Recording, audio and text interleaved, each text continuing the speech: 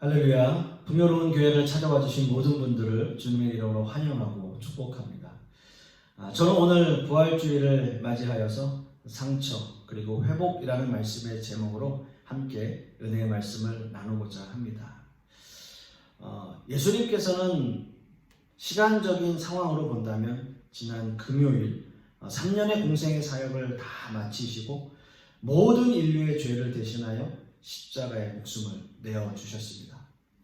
수없이 많은 사람들이 호산나 호산나 외치면서 예수님을 반기고 예수님을 환영했지만 그렇게 외치던 유대인들은 예수님을 향해 십자가에 못 박으라 못 박으라 라고 외치면서 예수님을 십자가에 내어준 것이죠.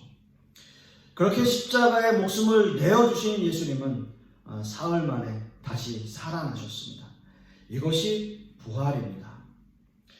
기독교 절기 가운데서 부활절은 참으로 중요하고 의미가 아주 있는 날이죠. 부활은 기독교 신앙의 가장 핵심적인 내용이고 또 신앙의 중심 사상이라고 하겠습니다. 아마도 부활이 없다면 사도 바울의 고백처럼 우리가 이 기독교인들이 가장 불쌍한 사람들이 아닐까라는 생각도 해봅니다. 따라서 부활절, 또 부활이라고 하는 것은 또 부활의 첫 열매가 되신 주님을 찬양하고 기뻐하며 우리 또한 부활을 소망하면서 이 세상을 기쁨으로 살아가게 되는 거죠. 저 본향을 고대하고 소망하면서 말입니다. 먼저 예수님은 말씀에 기록된 대로 모든 것을 하나하나 이루어 가셨습니다. 고린도전서 15장 3절과 4절 말씀을 보시면 내가 받은 것을 먼저 너희에게 전하였노니 이는 성경대로 그리스도께서 우리 죄를 위하여 죽으시고 장사 지낸 바 되었다가 성경대로 사흘 만에 다시 살아나사라고 말씀하고 있습니다. 여러분 이 말씀을 보시면 사도 바울은 내가 받은 것 그리고 성경대로 라는 말씀을 하고 있어요. 즉 이 말씀은 본인이 받은 말씀, 즉 구약의 말씀대로 예수님께서 그 모든 것들을 이루어 가셨다라는 거예요. 예수님께서는 구약의 말씀대로 우리를 위해서 죽으시고 구약의 말씀대로 사흘 만에 다시 살아나셨습니다. 즉 예수님은 하나님께서 말씀하신 그 말씀대로 순종하심으로 우리를 죄에서 구하시고 십자가에 죽으셨고 말씀대로 사흘 만에 다시 살아나신 거예요. 여러분 믿으십니까? 아멘입니다. 여러분. 또한 예수님의 부활은 역사적 사실이라는 거죠. 사도 바울은 고린도전서의 말씀에서 부활하신 예수님을 직접 본 증인을 여러 사람 말씀하면서 이 사건이 실제로 일어난 역사적인 사실임을 이 말씀을 통해서 증명하고 있어요. 고린도전서 15장 5절에서 8절 말씀을 보시면 여러분 한번 잘 들어보십시오. 게바에게 보이시고 후에 12 제자에게와 그 후에 500여 형제에게 일시에 보이셨나니 그 중에 지금까지 태반이나 살아있고 어떤 이는 잠들었으며 그 후에 야고보에게 보이셨으며 그 후에 모든 사도에게와 맨 나중에 만삭되지 못하여 난 자 같은 내게도 보이셨느니라 라고 말씀하고 있어요. 여러분 제가 부활절이 될 때마다 부활절 절기 때마다 이 질문을 드리고 있는 것 같은데요. 여러분 사도 바울이 말한 대로 예수님을 본 증인이 이 말씀을 통해서 보면 몇 명일까요? 여러분 잘 들으시면서 한번 계산해 보셨습니까? 게바는 12 제자에 포함되어 있는 베드로를 이야기하고 있는 거고요. 그리고 500여 형제. 500여 형제라고 하면 500 몇 명 정도 된다고 보여집니다. 그리고 야고보와 모든 사도라고 이야기하면 12 제자들 외에 여러 사도들이 있었으니까 수없이 많은 사람들일 겁니다. 그리고 마지막으로 사도 바울에게 보이셨다. 이렇게 말씀하고 있어요. 그럼 몇 명일까요? 물론 정확하게 그 숫자를 셀 수는 없겠지만 아무튼 간에 500명 이상 되는 많은 사람들에게 보이셨다라는 거죠.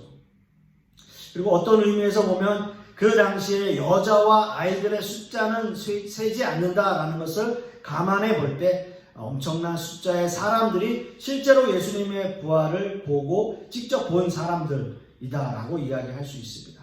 많은 사람들이 예수님의 부활을 목격했다라는 거예요.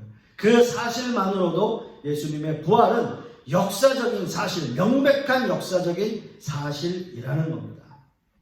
자, 그런데요, 예수님의 부활이 나의 부활이 되고, 그리고 부활절이 우리 기독교인들에게 이 기독교 신앙에서 너무나 중요하고 큰 의미를 차지하고 있지만, 하지만 저는 오늘 이 부활의 기쁨을 말씀드리기에 앞서서 예수님의 죽으심과 부활의 사건 사이에 있던 그 제자들의 깊은 침묵과 고난의 시간, 그들이 부활의 예수님을 보기 직전까지의 그 시간들, 비록 짧은 시간이지만 그 암흑과 같은 시간에 대해서 함께 말씀을 나누길 원해요. 예수님이 십자가에 죽으시고 부활하신 3일 동안 있었던 예수님의 제자들의 모습이 어떻게 보면 우리에게 주는 의미가 너무나 크다라는 생각을 하고 있기 때문입니다. 예수님을 기다려야 했던, 또 예수님의 말씀을 그들이 믿고 있었던 그 짧은 시간 동안에 그들은 얼마나 고난의 시간을 보내고 있었을까라는 거죠. 오늘 우리가 함께 읽은 본문 19절 말씀에도 제자들이 유대인들을 두려워하여 라고 말씀하고 있기 때문입니다. 예수님의 부활을 아직 목격하지 못한 3일 동안의 제자들의 마음은 과연 어떤 마음이었을까요? 예수님이 십자가에 달리시고 죽으시던 그날 이후 제자들은 정말 두려운 마음이었을 겁니다. 여러분 한번 생각해 보십시오. 제자들은 3년 동안이나 예수님을 메시아로 알고 따라다녔어요. 그런데 결국 예수님은 신성모독죄라고 하는 제목을 가지고 십자가에 처형당하십니다. 십자가에 죽으세요. 여러분 그 장면 한번 상상해 보십시오. 어느 누구도 예수님께서 십자가에 달려있는 그 모습을 그 제자 중 어느 누구라도 잊을 수 없는 장면이었을 거예요. 그 일 이후로 제자들은 두려움에 떨어야 했습니다. 물론 예수님을 본 그 장면 때문에도 두려웠겠지만 예수님은 자기들도 예수님과 함께 공범으로 몰려서 처형당할 수 있었기 때문에 더 두려웠던 거예요. 그래서 제자들은 유대인들을 두려워했었던 겁니다. 집안 문을 굳게 잠그고 조용하게 있었던 거예요. 혹시 그들이 찾아와서 자신들을 체포해 갈까 봐. 엄청난 두려움에 휩싸여 있었던 거죠.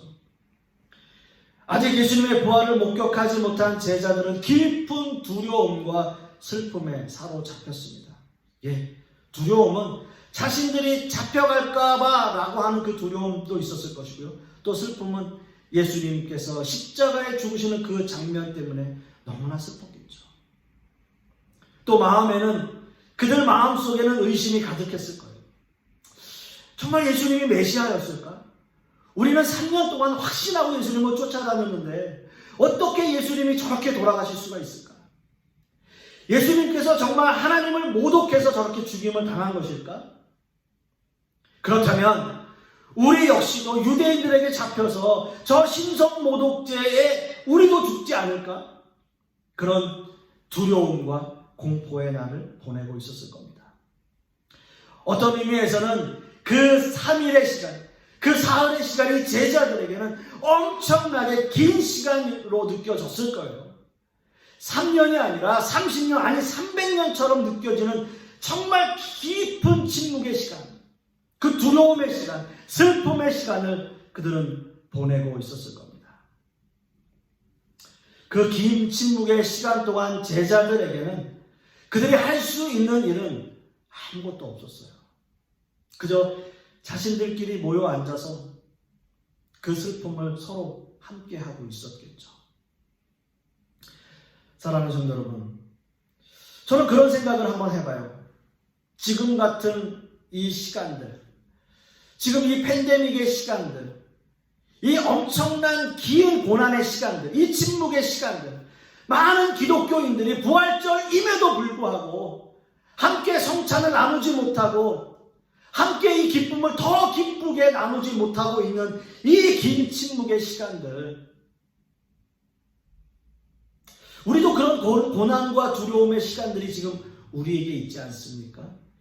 이 고난과 두려움이 엄습해 오고 정말 예수님이 계시는 건지, 정말 천국이 존재하고 있는 것인지, 천국이 있는 것인지, 정말 예수님이 다시 살아나실 것인지 그들과 똑같은 의심을 우리는 하고 있지는 않은지. 여러분, 이 긴 침묵의 시간들 때문에 많은 사람들이 예배에 참여하지 못하고 온라인 예배를 드리면서 실제적으로 신앙들이 많이 다운되는 사람들이 많다는 거예요, 지금. 우리는 이런 긴 어둠과 긴 침묵의 시간들을, 이 긴 어둠의 터널들을 지금 지나가고 있어요. 그리고 언제 그 터널이 끝날지 잘 모릅니다. 이렇게 두려움과 공포에 떨고 있을 때 예수님은 제자들을 찾아오셨습니다. 예수님이 찾아오셨어요. 유대인들이 두려워서 굳게 문을 잠갔지만 예수님은 제자들에게 나타나셨어요. 그 모든 시공간을 초월하고 문이 굳게 잠겨 있었지만 예수님은 그 문 전혀 개의치 않으셨어요. 어떻게 들어오셨는지, 그 부활체의 몸으로는 그 모든 시공간을 뛰어넘는 그런 모습인지 우리는 잘 알 수 없습니다. 하지만 예수님이 나타나셨어요. 함께 들어오셨어요. 그곳에 나타나신 거예요. 그리고 말씀하세요. 너희에게 평강이 있을지어다. 샬롬, 샬롬이라고 외치는 거예요. 사랑하는 성도 여러분, 두려움에 떨고 있는 그 공포스러운 하루하루를 보내고 있었던 제자들에게 샬롬, 평강이라고 하는 그 말은 여러분 얼마나 큰 감동일까요? 그리고 얼마나 큰 기쁨일까요? 여러분 한번 상상해 보십시오. 그들에게 어떤 위로도 필요 없어요. 아무리 두려움이 엄습해오고 공포의 밤을 보내고 있지만 그 예수님께서, 그 부활하신 주님께서 그들에게 직접 찾아오셔서 너희에게 평강이 있을지어다. 여러분, 그럼 다 끝난 겁니다. 다 끝난 거예요. 모든 것이 다 해결된 거예요. 그리고 나서 예수님께서 제자들에게 하신 행동이 있어요. 20절 말씀을 보시면 이 말씀을 하시고 손과 옆구리를 보이시니 제자들이 주를 보고 기뻐하더라. 여러분, 참 아이러니하지 않습니까?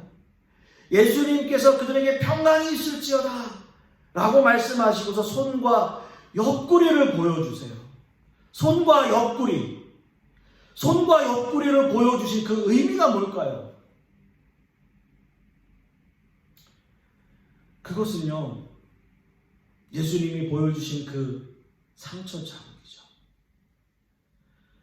십자가에서 입은 상처예요. 손의 못자국과 옆구리의 창자국은 지워지지 않은 상처예요. 그걸 보여주셨어요. 어찌 보면 제자들에게는 가장 보고 싶지 않은 모습 아닐까요?